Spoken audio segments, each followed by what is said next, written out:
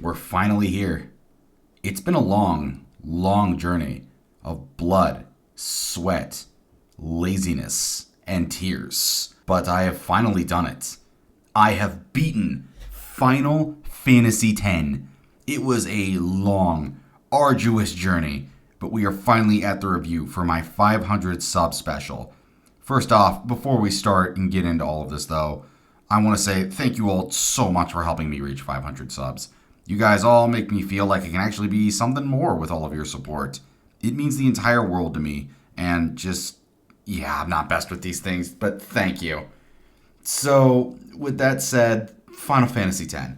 Where do I even start, man? Year after year after year, I would always hear about how Final Fantasy X was one of the best RPGs around. How it was the pinnacle of everything Square Enix had ever made. How it was the, last truly good Final Fantasy, according to some people. But I never really tried to play it. Maybe it's because I was worried my expectations were so high I wouldn't touch it. But then we hit 500 and I made that my goal. And now that we've finished, I can easily see why it has so many fans, as the journey through this entire game was absolutely fantastic. But what exactly made me fall in love with it? Was there anything I disliked? Well, I think it's time we found out. Let's summon our Aeons, make sure our equipment is right, and dive into why I think Final Fantasy X is a flawed masterpiece of a title. So, I'ma get this all nice and started here with my first bit of praise. I think this game looks rather nice. Now, in order to play this title, I had played the PS4 remaster since my PS5 was right there and I didn't own the original PS2 copy. And with my first experience, I think the areas and character models look pretty good. I know I've seen some talk online from people saying that this doesn't look anywhere near as good as the original, and while I decided to look it up, I can honestly see where they're coming from. I don't think it looks anywhere near as bad as some say. Sure, it could look a little better, but we will get to that. But I do think for the most part it looks rather pretty. I love the vibrant color layouts they use for designing several of the areas. Some of my personal favorite spots were the opening area of Xanarkand due to its larger-than-life feel, the expansive beauty of the Comlands, and the inside of the final dungeon's Sin, which is probably my favorite area in the entire game, as I think it does a fantastic job feeling like this completely out-there-as-fuck experience that blows my mind at how cool it looks. Of course, I don't think that just the areas look great, as praise also needs to be given to just how goddamn beautiful the CG cutscenes look. I remember playing this for the first time and seeing these insanely beautiful looking cutscenes and being absolutely blown away by how stellar they are. Even right now, as I record this video, I can't get them out of my mind. They just looked that good. Everything from the movement to the characters to even the backgrounds, they all still hold up insanely well. I had actually been curious if these looked as good as they did solely because of the game being remastered, so I went online to check the original cutscenes out. And outside of some resolution limitations due to the PS2 hardware, they were just as good as they were then. I think it's very fair to say that 10 definitely earned its place of being a technical marvel for Square Enix. But was that all I loved? Were its graphics its truly only selling point for me? Of fucking course not. I've barely scratched the surface of what makes 10 amazing. So I'm going to go into what else I loved, and that was easily this game's combat. So before I started playing 10, I honestly knew next to nothing about how the game played. All I knew were three simple things. It was turn-based, it had a bar that followed your turn order, and there was something called a sphere grid. So I was honestly pretty excited to dive into what 10 had to offer. And it certainly didn't disappoint, that's for sure. It starts off as basic turn-based gameplay for the first couple of hours. But once you finally get more than two party members, you start seeing what makes this combat work. While battles are solved in a turn-based format, 10 has a very unique concept added into its formula by making certain characters better or weaker against certain enemies. See, most monsters in 10 have a certain kind of weakness to one of your party members. Some of the more basic and fast enemies are much easier to deal with when you use Tidus in battle, leading to making them easier to kill. When you battle aerial enemies, using someone like Wakka guarantees a much easier victory. And when an elemental-based enemy crosses your path, a magic user like Lulu is the most optimal choice. Of course, this isn't everything. There's still a lot more, especially in characters like Auron or even Yuna. But you get the gist. The game has a seesaw effect to it as well as a result of all of this, where certain characters are far weaker to other enemies. An example of this is characters like Tidus not really being great against aerial enemies, or characters like Ornn and Waka not being great against elemental enemies that are better handled with characters like Lulu. I love this mechanic a lot. A lot of turn-based RPGs never really force you to ever really change your loadout unless you actively want to try out a new party member. So having an actual reason to swap around party members was a refreshing change of pace. And there's also instant swapping of party members in battle, and longtime fans of this channel know what a massive slut I am for instant swapping. So, that earned it a few extra points. But of course, party members are not the only thing you swap around in 10, as 10 actually lets you swap around weapons and armor, which comes in handy as, unlike other Final Fantasy games, 10 puts far more of an emphasis on what weapons and armor you equip to deal with enemies in battle. So, unlike multiple other Final Fantasy games where they're just kind of stat boosts, a lot of the weapons in Final Fantasy X take a 9 style to them, where they have special abilities attached to them to make fights easier and get you more experience. But unlike 10, they are not learnable skills. The abilities on 10 are unlearnable and can only be activated by equipping said weapons. And there are literally fucking dozens of abilities, from simple attack, defense, and health boosts, to adding ward skills that protect you from status ailments like silence, stone, or even insta-death, to the absolutely insane effects like tripling your AP or the hilarious break damage limit. What's break damage limit, you're asking? Well, thing is, in 10, they added a special option to gain an ability that lets you surpass the trademark 9999 limit on not only your damage, but also your health as well. I actually didn't even know this was possible until I had summoned Bahamut in a fight in the late game, and he used his limit break, and I saw it do over 10k damage. I was laughing for a minute straight that was possible. It was also just such a cool thing to discover on my own. Like, it made the game feel like I had just scratched the surface of it. Of course, these limit breaks aren't very easy to come across, as in order to unlock them, you either need to fully upgrade your party members' celestial weapons, which are basically your ultimate weapons in this game, or use the game customization menu to make them so you can equip to your weapons and armor, which can be kind of a pain, but we'll get to that. That's all for equipment. So, how does each character play? Well, let's talk about this one. Every character in this game has a role to fill in battle. Tidus is the all-rounder type of character that's at his best buffing the party with skills like Cheer and Heiska. Waka is best at taking care of aerial enemies, but surprisingly excels at causing status ailments on enemies like Dark or Silence, for example. Ornn is your best damage dealer. Riku's specialty lies in stealing and using items. Lulu and Kimahri play the roles of black and blue mage respectively, with Kimahri sneaking in a little bit of Dragoon there as well. And Yuna doubles as both a white mage and the summoner of the group, or Aeons if you want to be that guy. And summons work differently in this game too. In a lot of other Final Fantasies, summons are just one-turn attacks, and then you wait until next turn to bring them out again.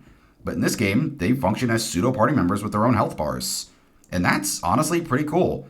That's also where the fun of this game truly comes from. You utilize each of your party members' strengths and weaknesses, mixing that in with the swap, overdrive, limit breaks, and summon mechanics to run through battles and especially bosses like a well-oiled machine. Which you're gonna need, because, small little thing here, Final Fantasy X does not play around at all in its second half. Like, the first half isn't like a super easy run through, but it's pretty chill. When you reach the second half, though, you better be ready to get fucked up if you have been coasting by all lazy-like.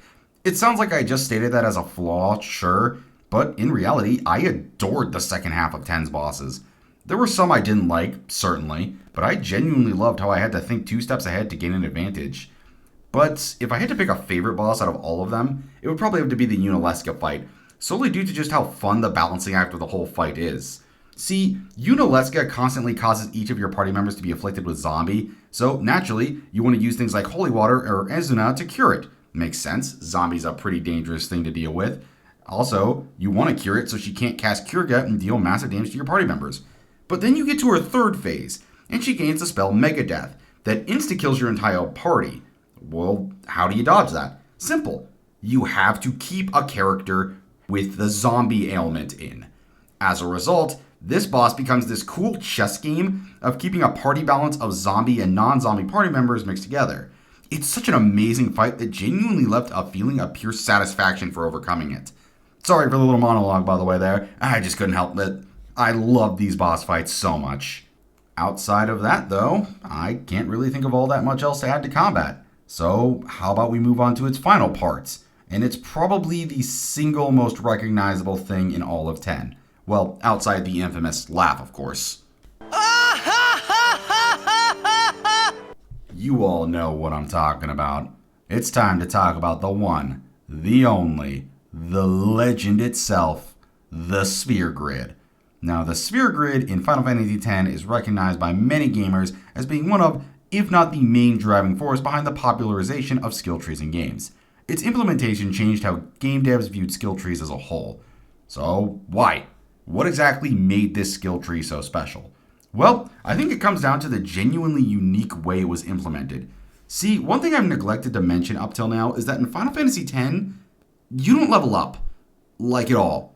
After hearing that, you're probably thinking to yourself, Crimson, how on earth is your voice so goddamn sexy? Well, I'm gonna have to be a hypocrite and tell you to rein in your horniness for a second, because I gotta talk about how stat boosts work in this game. Because that's where the Sphere Grid shows its beauty the most. See, after every battle in Final Fantasy X, there are two specific things you gain as a result. The first is AP, and once that AP reaches a certain amount, you gain what is known as a sphere level, which in turn function as movement points that can be used on your sphere to, well, move your character towards the unlockable stat boosts and abilities on the grid.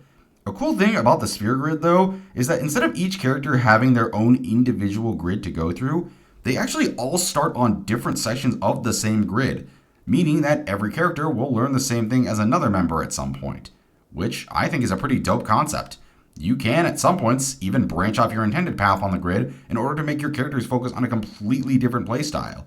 Do you want to turn Kimahri into a black mage? Well, you can.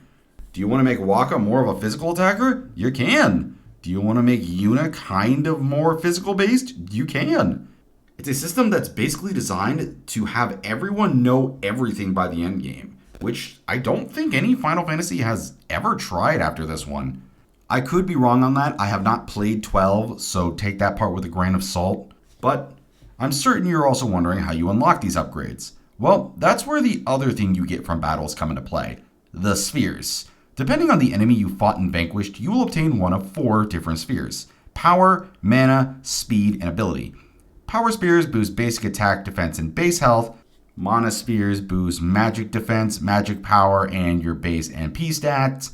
Speed spheres unlock accuracy and evasion boosts. And ability spheres are, well, those are pretty self-explanatory if I'm being honest.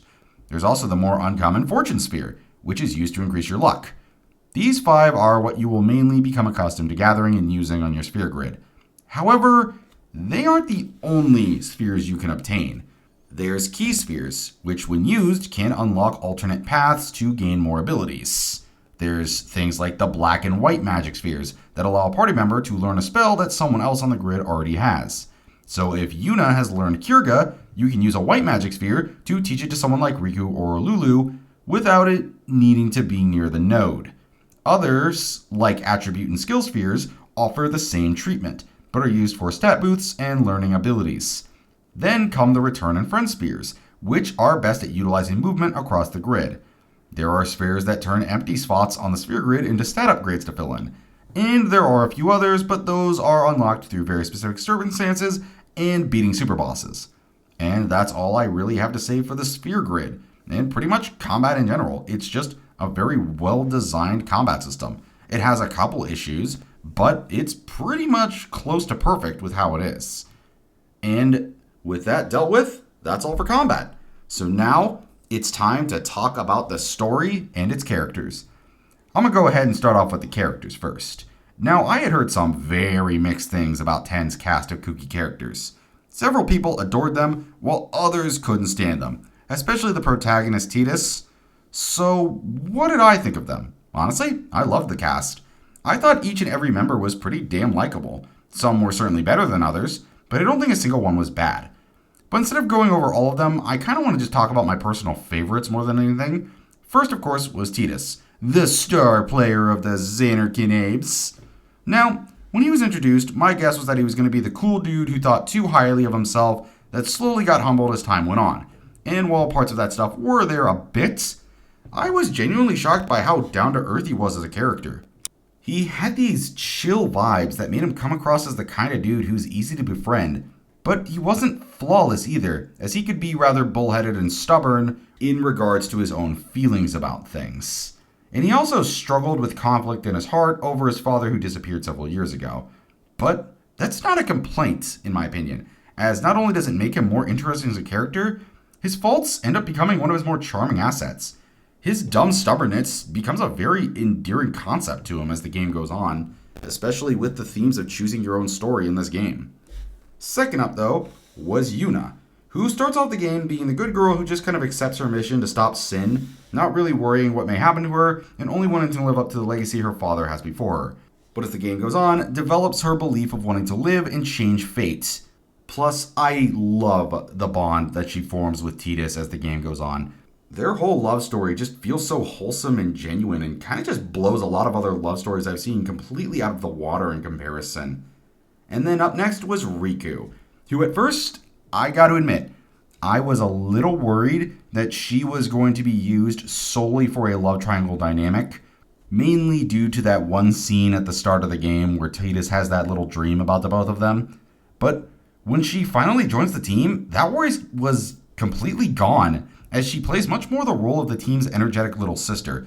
She's just constantly filled to the absolute brim with innocence and naivety, and she gave every scene she was in this incredibly charming and adorable energy to it.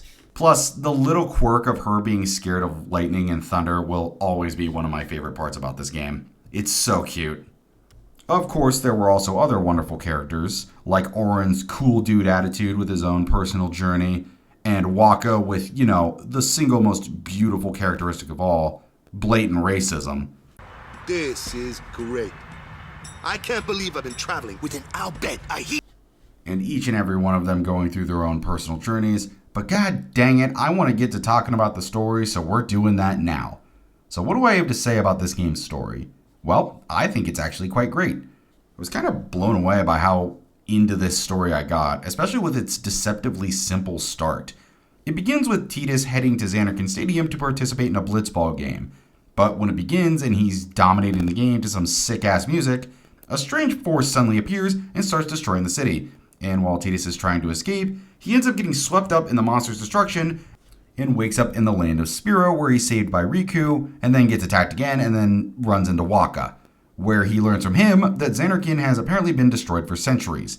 And in order to figure out, just what the fuck is going on, he agrees to join Waka's blitzball team and become Yuna's guardian for her pilgrimage to defeat the being now known as Sin. Along the way, confronting monsters, shocking backstory reveals, and a conspiracy that's been in the shadows of Spira for many, many years. It's a fantastic narrative that has an incredible amount of heart, depth, and thought behind it. It has a couple issues, but I do think it's one of Square's strongest narratives. Of course, this story is elevated by an absolutely fantastic soundtrack. So many amazing OSTs that I rather enjoy nodding my head to. Although I think out of all of them, I think my favorite song is easily the boss theme for Braska's Final Aeon, as it goes from an orchestra-like soundtrack to some crazy-ass death metal theme that I really do wish I could show you, but considering the few streams I've done of this game have gotten me copyright claims, I really don't want to take my chance for this one. Sorry about that. I'll link it down below though, so go check it out there. Now, that should be it. Is there anything I forget? Oh yeah, the side content. How could I forget? Yeah, there's a truckload of this stuff. There's the most well-known ones like the Blitzball minigame and the Dark Aeons. But then there's also stuff like the Chocobo races, the Monster Collection, learning the language of them filthy albeds, and of course my personal favorite, discovering secret areas for even more boss fights and special unlocks. And there's a lot here, like I said that before, but holy shit, there is so much side content in this game, you probably could have filled 2 whole post games with it. It's actually incredibly impressive how much there is. But be prepared, because a lot of these extra fights are fucking brutal, bro. And with that, we finally wrapped up the pros. Now it is time to talk about the cons. Okay, so we've gone pretty in depth about everything that I think was amazing about Final Fantasy X. So now, I think it's time we got into my issues with the game itself. First off, this game is grindy as all hell. So I mentioned in pros that I love the sphere grid system in the game's combat. But what I kind of didn't mention is that battles in this game only give AP to party members who participate in battle. So unless every party member participated in a battle, only a few will end up gaining NP, which can lead to party imbalancing that can just straight up fuck you over in 10's later half of the game, considering just how much harder it is. So after hearing this, you probably just think to yourself, well, okay, then I'll just swap my characters in for every battle in order to deal with that issue. Well, at first I thought that as well, but that creates two all-new issues that you have to put up with.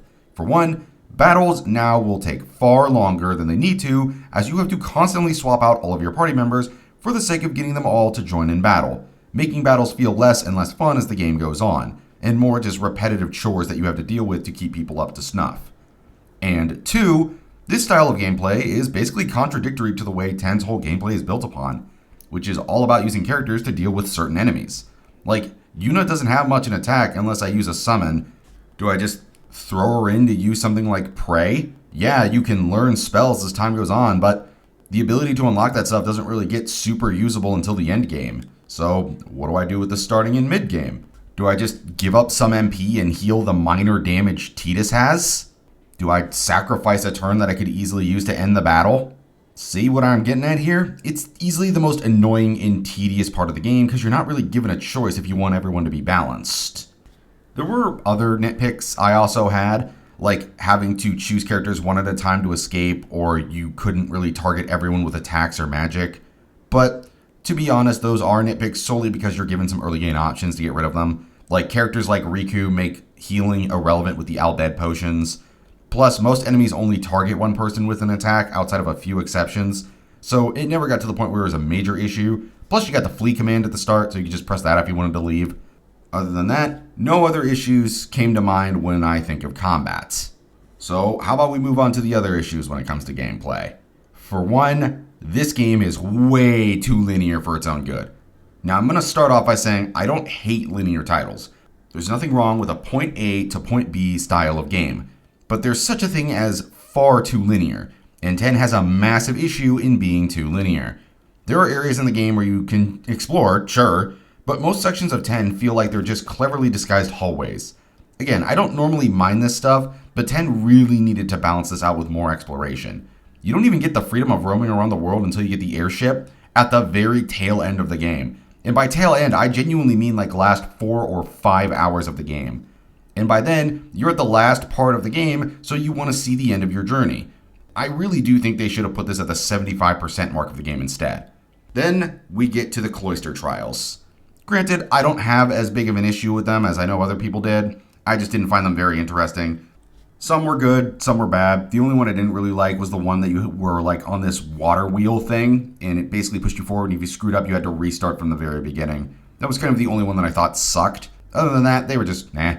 And last but not least, we need to talk about the Blitzball side game. Now, I had heard a lot, and I mean a lot, of stories about Blitzball, and almost none of them were positive.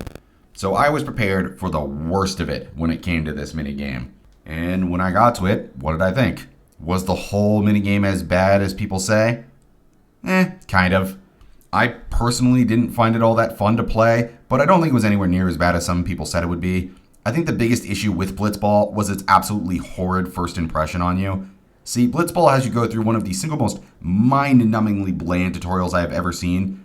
The tutorial is basically just a bunch of reading and very slow and boring demonstrations of how the game works. And ooh boy, once you finally get to the game, you are given one of the worst teams to start off with I've seen in a minigame. As a result, you're likely going to end up losing and either just give up and miss out on a small upgrade, or be stubborn and decide to restart over and over from your last save, and be forced to sit through the entire opening section of it again because you cannot skip cutscenes. Something we will talk about later, don't you worry. But yeah, the beginning Blitzball experience fucking sucks. I did try the game again later once I was able to actually hire new members and build my team, and I did end up enjoying myself more, but it wasn't really enough to hold my attention, so I dropped it after a couple of games. which is kind of a shame as this is the only way to not only get more of Wakka's limit breaks for his overdrive, but also his celestial weapon. But I was fine without them. And that's pretty much it for gameplay. So let's move on to the problems I had with 10's story now. To be honest, there's really only one aspect I wasn't a massive fan of, and that's how I think one of the main villains, Meister Seymour, was kind of mishandled. Now, when you first come across Meister Seymour, he comes across as a pretty helpful, if a bit menacing kind of figure who has a strange romantic interest in Yuna.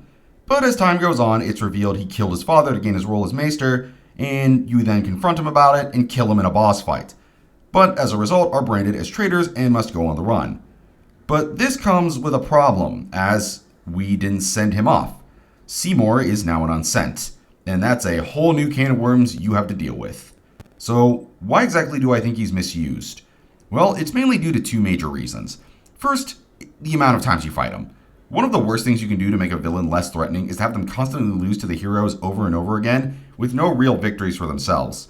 And boy, does Seymour get duped constantly. You kill him in your first fight, you then stop him from marrying Yuna, kill him again, and then you kill him a third time at the mountains, and then you kill him once and for all in the final dungeon. It's hard to see him as a genuine threat when you beat his ass while he gets no victories himself. The only thing he really gets is the whole traitor thing, but that's kind of circumvented when it's just revealed everybody's working with him. This probably also isn't helped by the fact that most of his boss fights, well, they aren't very fun. Outside of the final battle, I can't really say any of the battles were pretty good, especially that third boss, like Jesus Christ, that was a slog to get through. Also, as a side note, doesn't this guy kind of look like a Pokemon Coliseum villain? Like, I feel like he's going to throw an Entei at me any second now. No? Just me? Okay, let's get back to the video. What's the second reason? Well, I think they kind of botched the part where you're supposed to empathize with him. Towards the end of the game, they reveal that Seymour had some shitty things happen in his life which caused him to develop a more nihilistic attitude. Things like losing his mom and being shunned by the world for being a hybrid. But he's such an absolute piece of shit, I kind of found myself unable to really feel anything for him. He just kind of turned into such an annoyance as time went on that by the time you learn about all of this stuff, I kind of just shrugged my shoulders and went like, okay, that sucks, I guess, and moved on. And those are really my reasons. He was overused and underdeveloped to the point where he was easily one of the game's weaker aspects. And that sucks because I really did want to think he was one of the bests, but he just wasn't to me. And that's my issues with this game's story. Now we're on to my last part of the cons, and that is my complaints about 10's ports. Now, I never played the original Final Fantasy X, never really seen anything of it up until now, but even I could tell that this port was rather lazy as I played it. It's cool it comes with 10 and the sequel 10 too, but it's really disappointing to see it launch with such a lack of quality of life features. They pretty much took the original game, slapped new graphics on it, and called it a day. A great example of an older Final Fantasy port done right, in my opinion, was actually Final Fantasy IX. 9's port added the ability to skip certain cutscenes, toggle options to change things like menu look, give you basically invincibility and speed up battles. It let you deal max damage to help get rid of grinding. And then you look over at 10 and realize how insanely lacking it is in those kinds of features. The only way to even skip cutscenes was to buy the PC version. So if you got this on console, you kind of got stuck with that. I'm not certain how much time they were given with this ports, but it's very clear to see how empty it all was. Hell, if these quality of life changes were in the game, I actively probably wouldn't have complained about the grinding, because I easily could have just sped through it with the fast forward option. Outside of that, that was my last complaint. So I think it's time we moved on to my final thoughts. Final Fantasy X was amazing. Like, really amazing. To the point where I now probably consider it one of my top 10, if not my top 5 PS2 games. And while I do think it does have some issues in the long run, this was still one hell of an incredible experience that I'm glad I chose to make my 500 sub special. And that's why my final rating for this game is a phenomenal 9 out of 10. Thank you all so much for watching, and I've stated it multiple times, but thank you so much for helping me reach 500 subs. I'm genuinely thankful to everyone who has stuck around and supported my content. It's been so much fun making videos and discussing games with all of you. And fun little thing about this, while I was working on this video, I got a few recommendations that I should also do 10 too.